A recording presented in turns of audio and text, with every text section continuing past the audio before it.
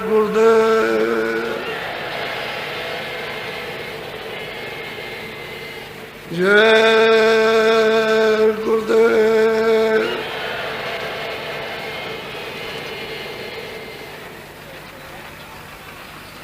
जय गुरुदेव नाम किसका,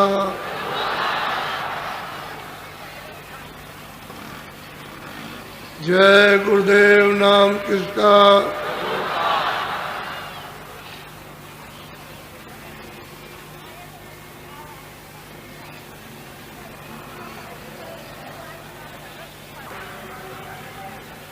प्रारंभिक पहला दिन है 25 तारीख।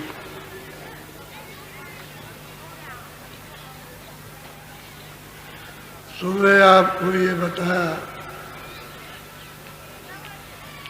ये सब रचना का आधार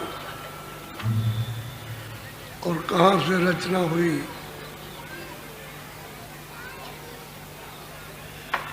और इसका कौन मालिक है, इन सब जीवात्माओं का, रूहों का, तो उसका आपको एक संकेत दिया। ये सब आधार सतलोक से, जितने भी सब सत्पुरुष का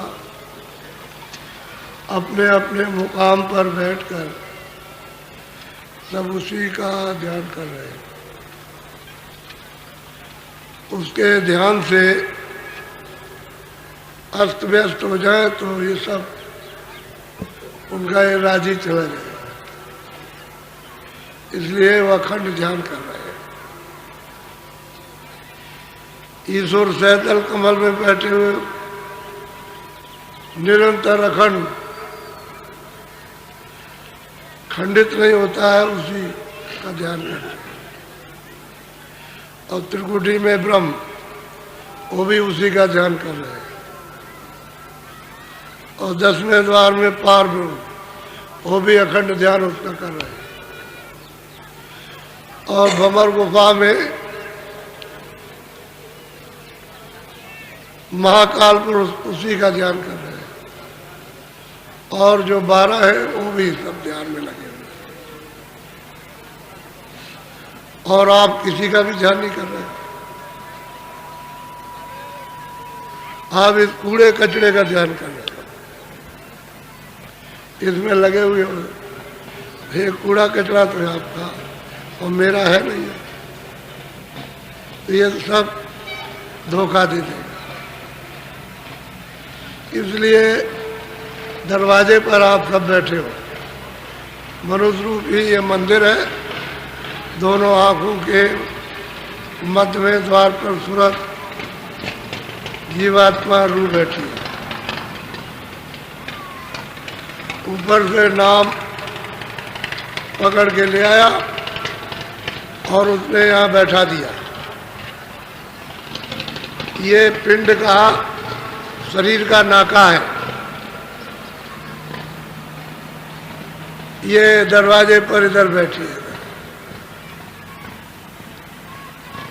शरीर नीचे है और सूरत दरवाजे पर ऊपर। जब ये पर्दा नहीं था तब तो अंदर बाहर एक रस, नीचे और ऊपर एक रस था। लेकिन जब पर्दा पड़ गया तो सूरत ऊपर हो गई, पर्दा नीचे, और आप पर्दे के नीचे हो गए। ये जिस्म जो है ये पर्दे में आ गया। अब उसका जो सूरत का हृदय है, अंतःकरण, जिसको दिल कहते हैं, वो ये नहीं है, ये शरीर का दिल है। और ये जो हृदय है, अंतःकरण, ये सूरत का है। यहाँ बैठी हुई है, तो नाम ले आया था, उसको यहाँ बैठा दिया। और जब तक कोई गंदगी नहीं थी तब तक वो नाम पकड़े हुए था। सूरत इसको पकड़े थी नाम को, और जैसे ही गंदगी जमा हुई बस वो बीच में वो पर्दा पड़ता चला गया, तो अपने कान और आँख बंद हो गए। बस बस वो नाम छूट गया।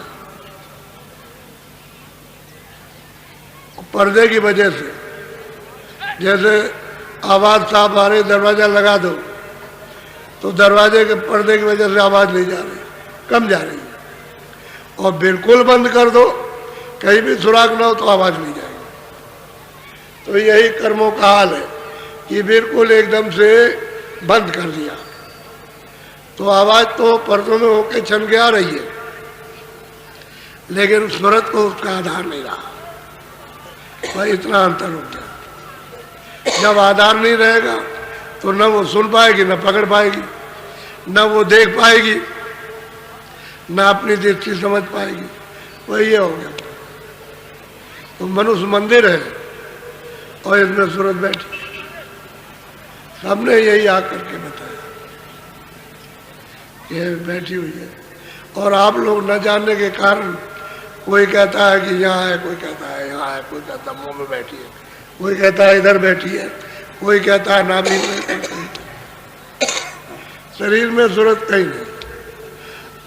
अब वो यहाँ बैठी है, इसके चारों तरफ मन, बुद्धि, चित्त और अहंकार, ये चारों तरफ घेर के बैठे। जब ये नीचे उतरेंगे इंद्रियों के घाट पर तो उसकी सूरत की धार को लेकर नीचे आएंगे, फिर चढ़ जाएंगे। वही ये है, ये भी यही बैठे हुए, कहीं निकल के चली न जाए।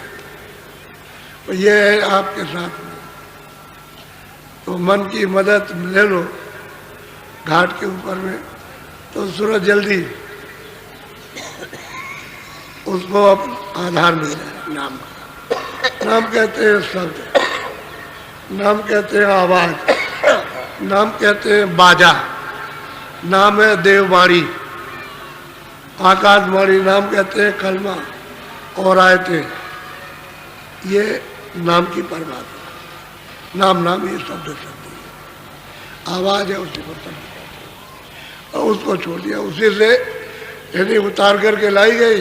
अगर वो मिल गया तो फिर चढ़ जाएगी, नहीं तो घाट का घट का भेद, घाट का जो भेद है वो आप भूल गए, उसको छोड़ गए। इसलिए घाट से जो दिखाई देना शुरू होता है वो आपको मालूम। अब महात्मा की तो जरूरत है।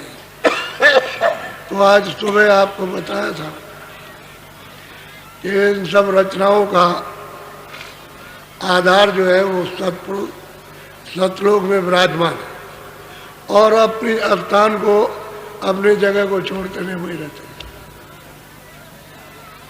और उनका वो देश कितना बड़ा है, ये सब इकट्ठे कर लिए जाए।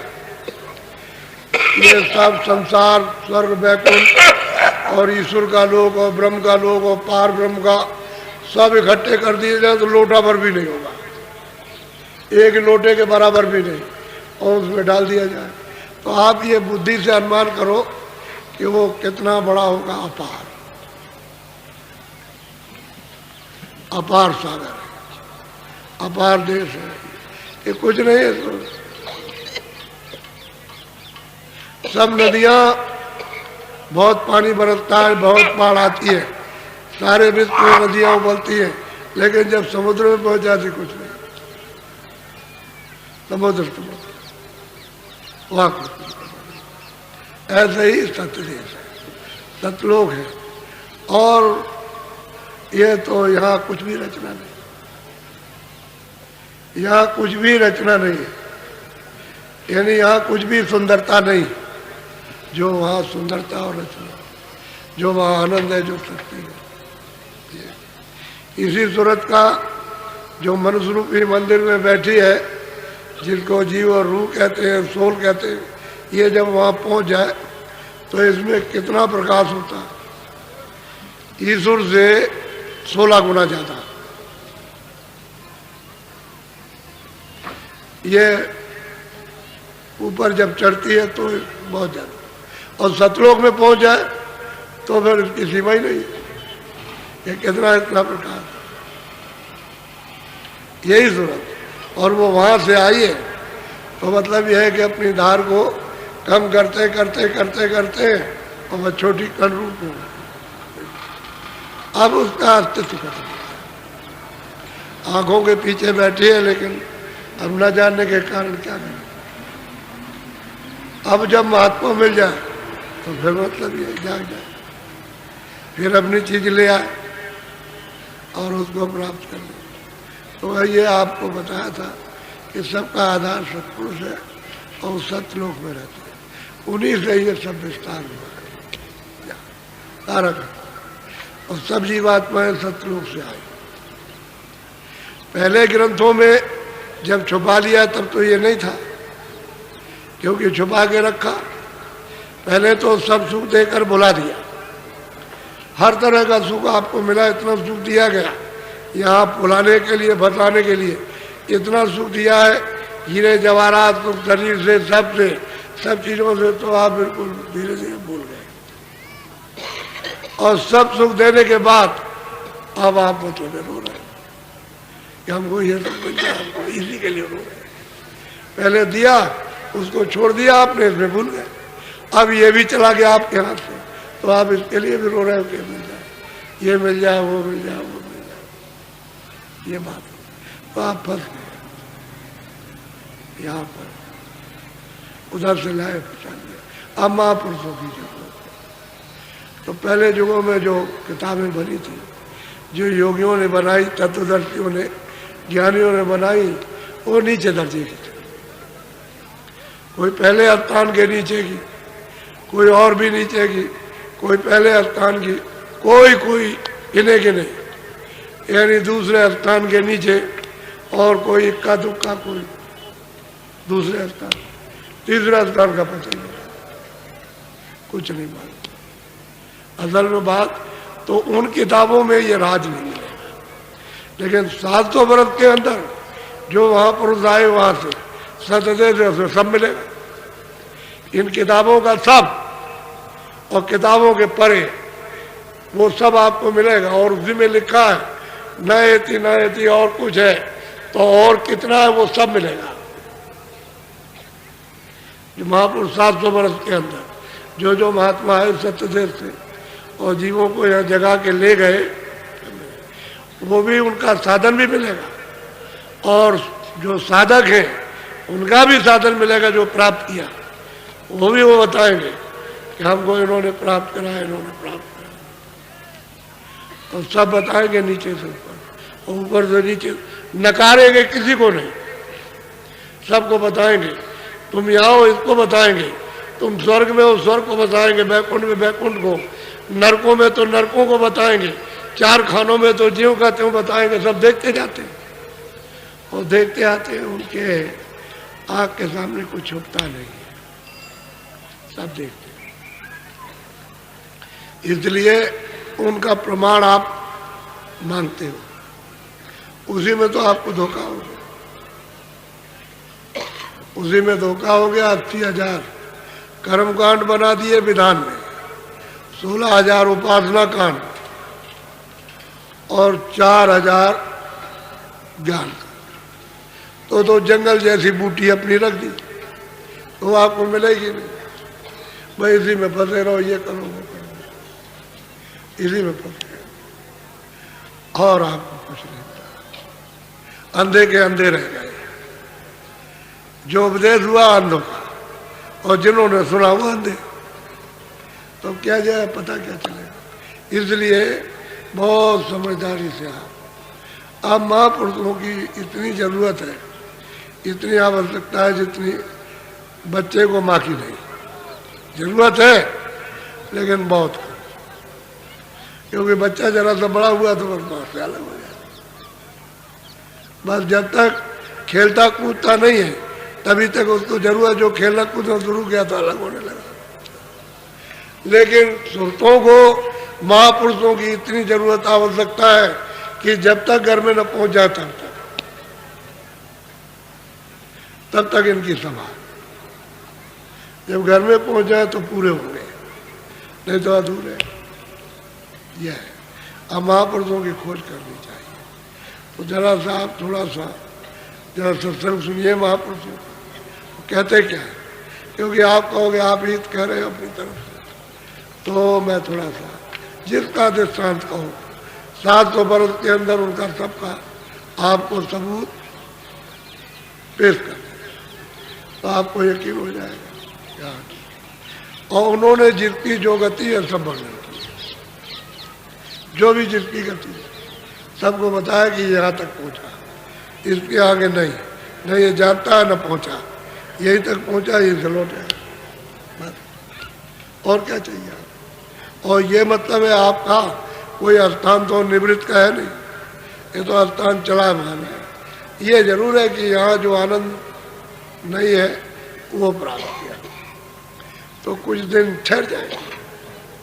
यानी यहाँ दुख है, यहाँ शारीरिक क्षणिक सुख है, और वहाँ जहाँ सुख है वहाँ दुख नहीं है, बस इतना ही है और कुछ नहीं।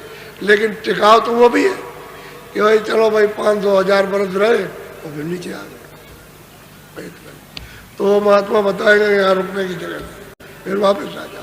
तो इसी चक्कर में फंसोगे जिसमें आज फंस गए, जन्मोगे और मरोगे और कर्म करोगे, 4 खानों में जाओगे और फिर 84 लक्षणीय नरकों में जाओगे, तो फिर छुटकारा नहीं होगा, मनुष्य शरीर में मिलेगा। तो थोड़ा सुन लीजिए जरा, बोलो बोलो।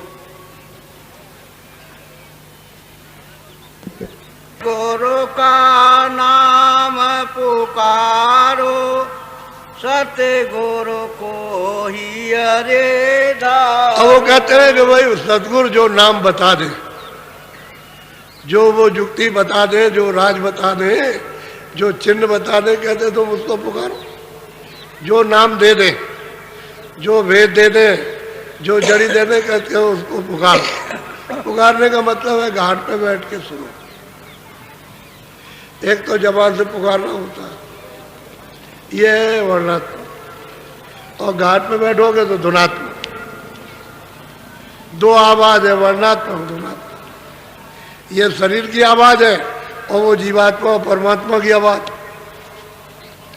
तो धुनात्मक आवाज जो सूरत से, जो जीवात्मा चेतन, उससे उसकी आवाज सुनोगे, और ये आवाज है शरीर से, ये सुनोगे और इसी से बोलोगे। और वो आवाज इससे नहीं बोली जाती, वो धुनात्मक। तो कहते हैं कि भाई सतगुरु जो नाम भेद जो दे दे, उसकी थोड़ा सा पुकार करो। क्या करो कि दया करो, कृपा करो कि घाट पर हम सुन लें, नाम को पकड़ लें, नाम से जुड़ लें। तो सतगुरु नाम पुकारो, और जो नाम दे दे सतगुरु को हृदय धारो। कहते उसको अपने हृदय में बसा लो। या इधर नहीं, ये स्थान है मन का।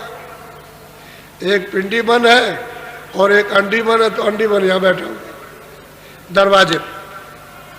तो कहते हैं ये नहीं, यहाँ सतगुरु को हृदय धारो, ये हृदय यहाँ धारण करो। तो किससे धारण करोगे? दृष्टि से। किस चीज से बैठाओगे? आदर किससे करोगे? आंख से। सम्मान आंख से दो। अगर आंख ना हो तो दूसरे को क्या सम्मान दे सकते हो? इस शरीर में भी आंखें ना हो तो क्या दोगे सम्मान? वो उधर खड़ा, तुम इधर खड़े हो, तुम इधर मुंह किए, उधर किए, अब देखते हो तभी आंखों से, तभी तो सम्मान करते हो। उसको देखोगे और कहोगे, ऐसे हाथ जोड़ोगे तो सम्मान होगा। तो कहते हैं गुरु को हृदय धारो, ये हृदय, ये यहाँ तुरंत का हृदय, ये अंतःकरण, इसमें धारण करो। बड़ा साफ गुरु का नाम पुकारो। जो नाम दे दे वो अंदर का नाम, चेतन नाम, बोलता हुआ नाम, वो नहीं जो बोले नहीं, वो नहीं, वो मोह वाला नाम नहीं, सूरत वाला नाम, उसको हृदय धारो। बोलो। सतगुरु का करो भरोसा, फिर करो न कुछ अफसोस। कहते हैं भाई उसका भरोसा करो, सतगुरु का। जो अपने देश से, अपने घर से, जो सदेश से आए, उनका भरोसा करो कि हमारा काम इनसे हो जाएगा। हमको तो ये करना, जो एक कहे उसको करना। तो एक क्या कहेंगे भाई, सुबह था आधा घंटा, 15 मिनट, 20 मिनट, जितना समय तुमको और शरीर के काम से मिल जाए उसमें बैठ जाओ, बैठ के थोड़ा भजन कर लो, थोड़ा ध्यान कर लो, तो स्मरण कर लो। तो कहते हैं भरोसा करो तो घाट खुल जाए, और विश्वास नहीं करोगे तो घाट नहीं खुलेगा। विश्वास से घाट खुलता है। दरवाजे पे बैठो और पुकार करो कि दया करो दया करो, तो घाट खुल जाए तो आँख खुल जाएगी। आँख खुलेगी जब तीसरी आँख, तीसरा नेत्र, तो उजाला हो जाएगा, अंधेरा चला जाएगा। उसका मतलब पर्दा हट जाएगा, गंदगी साफ हो जाएगी। जब गंदगी साफ होगी तभी उजाला हो जाएगा। और गंदगी रहेगी तो ये गंदगी है। जब बादल आ जाते हैं तो गंदगी है। अब बादल आ गए तो सूरज नहीं दिखाई देता, और ये चांद भी दिखाई नहीं देता, और बादल हट गए तो गंदगी हट गई, तो सामने दिखाई देता। ऐसे ही सूरज के ऊपर में गंदगी जमा, उसको टाल टूट करके अंदर घाट पर बैठ करके और जरा सा टालो और मांगो दया, तो अंदर ही दोनों काम है। जड़ी बूटी भी लगेगी और सूरत और मन और बुद्धि और अंतःकरण भी साफ होगा। कहते हैं सदगुरु हृदयदास, कहते हैं करो भरोसा, विश्वास करो। भरोसा कहते हैं विश्वास, विश्वास कि जो ये बता रहे मुझको ले चले, मुझे बहुत सागर से पार करें, और जिस घर का ठिकाना दे रहे हैं वहाँ पहुँचाएंगे। तो भरोसा करो। कहोगे नहीं हम आपका विश्वास नहीं करते, तो फिर ये किसका करोगे आप? जो जानता है उसका विश्वास को पहुंचाएगा कौन? ये तो मृत लोग उसका नियम बना है, उसने आपको उस पर बोझा लाद करके बहका दिया।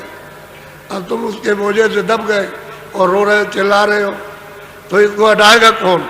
उसका भरोसा तो करना ही पड़ेगा। तो गुरु का करो भरोसा, भरोसा करो। जो जगाने चिताने और जो वापस ले जाने के लिए आया, थोड़ा भरोसा करना। फिर ये बड़ी बात ये कि प्रेम करना। जब प्रेम करने लगोगे तो विश्वास हो जाएगा, और जब तक प्रेम नहीं करते तो प्रेम पहले बाहर से शारीरिक अंदर धसा देगा, तो फिर सूरत का प्यार हो जाएगा। क्योंकि सूरत का प्यार नाम के साथ, शब्द के साथ, उसी का ये तत्व है। तो जब आप पहले से बाहर से विश्वास नहीं करोगे, घाट नहीं बताएगा, और घाट नहीं बताएगा तो नाम नहीं पाओगे। नाम नहीं पाओगे तो मतलब उसको अपने जो सूरत उसका तत्व उसमें मिलेगी नहीं। तो गुरु का करो भरोसा, विश्वास करो। बोलो तू कारे हो न चरण न हो से, सतगुरु से मत कर रो से। कहते हैं भाई चरणों में होश कर, चरण कमल पकड़ ले। एक बाहर के शरीर के चरण कमल ये कहे जाते हैं, लेकिन शारीरिक, और वो है सूरत के चरण। कहते हैं कि इनसे तो तू अपना मन और तन साफ कर ले, और उनसे अंतःकरण और सूरत को साफ कर, उन चरण कमलों से, तो दोनों काम तेरे बन जाएंगे। और बाहर नहीं मिलेंगे तो अंदर कौन ले जाएगा? अगर बाहर मिलेंगे नहीं तो वही तो अंदर का रास्ता जानते हैं, वही तो दर्शाएंगे। दरवाजे पे बैठ करके वही तो पता ठिकाना बताएंगे, और वही सूरत उस शब्द से जोड़ेंगे, तो मिलना तो चाहिए। तो कहते हैं तो उनसे रोज क्यों करते? रोज करते, ऐसा वैसा वैसा, ये रोज। अब विश्वास नहीं करते, प्रेम नहीं करते, रोज रोज कहते हैं।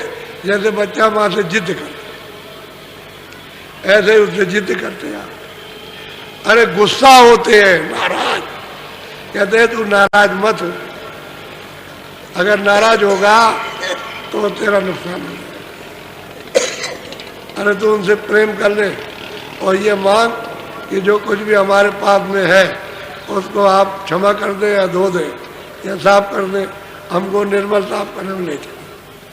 हम आपके तो तन मन, ये दो चीजें, मन और तन, इस गंदगी को साफ करने के लिए दे देना चाहिए।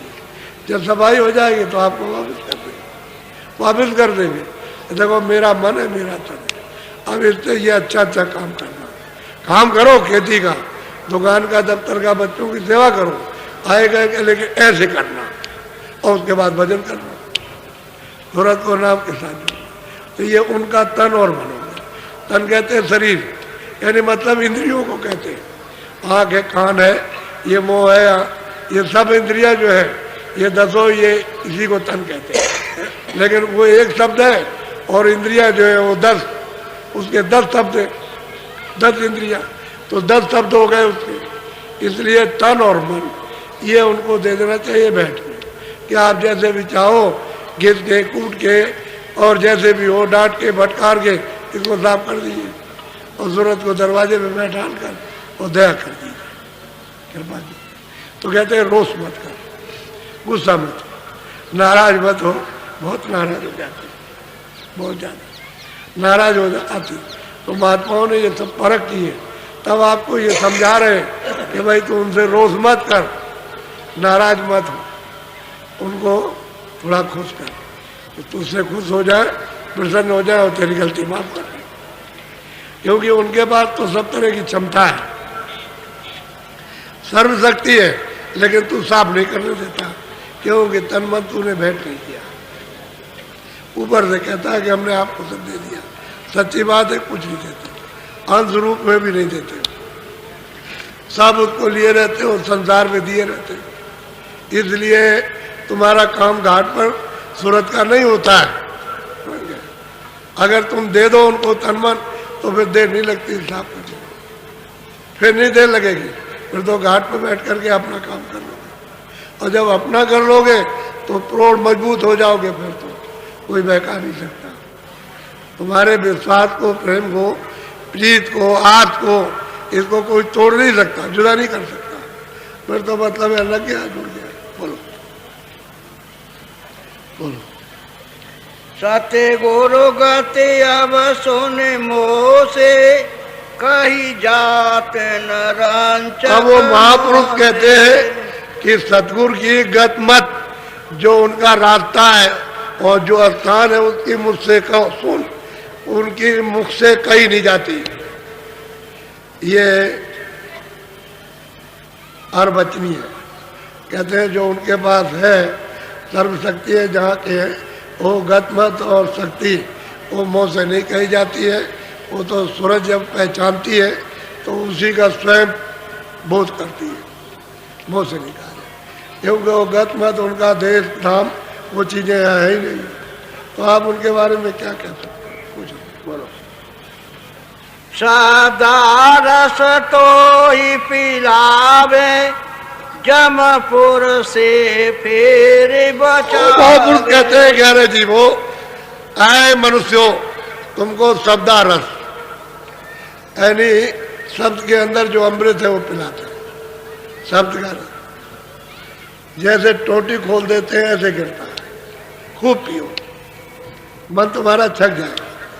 कहते हैं शब्दारस तो ही पिलावे, और जमपुर जो जाने का रास्ता खुला हुआ उससे तुझको बचा लेते। जमपुरी 84 नहीं है, जमपुरी 4 खाने नहीं, वो जमपुरी अलग है। वो तो जमपुरी इतनी खतरनाक और भयानक है कि जब साधक ऊपर खड़े होकर के जब देखते हैं कि भाई हमने सुना था कि जमपुरी, और उसको देखते हैं तो रोंगटे कांपते हैं, ऐसी खतरनाक जमपुरी है। जितना आपका ये सारा संसार, वहाँ एक एक तो बड़े बड़े खम्भे हैं, और उसमें लगियों में, और उसमें नोके हैं बहुत तेज, उनमें ऐसे जैसे भाले लगे होते हैं छेद के, और इस तरह से और जल रहे, और उसको अगर पैमाइश कीजिए तो लाखों मीलों से ज्यादा लपटे जाती है। उसमें वो लगियों से दूर से वो ऐसे काले काले भयंकर काले, जिनको देख करके तुरंत ये खून का पानी हो जाता है, वही तो आकर के सामने खड़े हो जाते हैं। वह जो आपने देखा बस ये खून का पानी हुआ को चलो बस खींच लिया आप। जब खून का पानी हो जाता है तो आप टिक नहीं सकते, और फिर उसको काटिए तो देखिए उसमें खून नहीं है, लेकिन वैसे एकाएक मार दीजिए तो शरीर से खून निकलेगा। जब वो खींचेंगे तो फिर खून नहीं रहे, खून का पानी हो जाएगा, क्योंकि वो शकल देखते ही फट जाता है। इतनी भयानक और डरावनी उनकी शकल होती है कि बस खून का फट गया हो। कहते हैं तुझको जमपुरी से बचाते, निकालते हैं वहां से और शब्द का रस पिलाते हैं।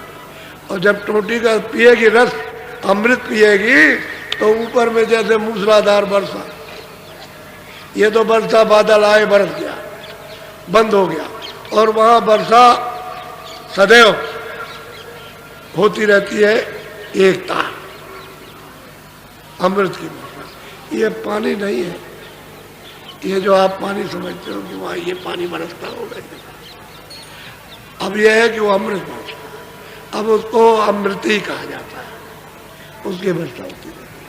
तो कहते हैं शब्दा रस तो पिला में, और जब पीने को मिल जाएगा जमपुरी से तो बचा में, ऐसे ऐसे वहां भयंकर चिल्लाते हैं, उन्हीं लपटों में जलाए जाते हैं और चिल्लाते हैं, चीख मचती है। अब वो देख करके कह रहे थे तुझे शब्दा रस पिला देंगे, जमपुरी से तुझको बचा लेंगे, तू उनसे रोष मत कर, उनकी गत मत अगम है, कोई वर्णन नहीं कर सकता, मुँह से कहीं नहीं जा सकती है, आते हैं तुझको लेने के लिए और तू विश्वास नहीं करता, प्रेम नहीं करता। अब पता नहीं किस किस के साथ प्रेम, छाया के साथ प्रेम करता और छाया धोखा दे देती। ये तो धोखेबाज है छाया, ये तो माया की छाया है, ये किसी का न साथ दिया न देगी, सट से कहा हो जाए, फिर आप चिल्लाते रहो कि कहाँ चली गई, कहाँ चली गई, वो न किसी की हुई न किसी की होगी, वो तो एक धोखा है। मृतलोक का स्थान